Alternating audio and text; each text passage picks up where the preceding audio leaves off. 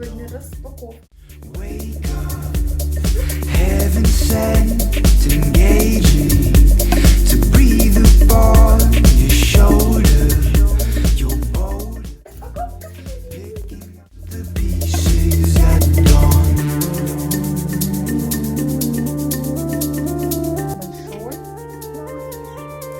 Топливо, здесь самый важный момент, чтобы не налить мимо, как пишет производитель. То есть прям четко в топку и не мимо никуда больше. Мы наливаем достаточно, чтобы прям прогорело, наверное, полчасика больше.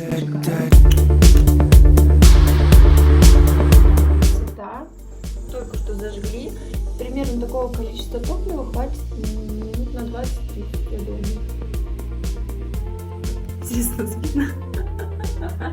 Со светом стоишь, а я тут наблюдаю. Вот так снимаю.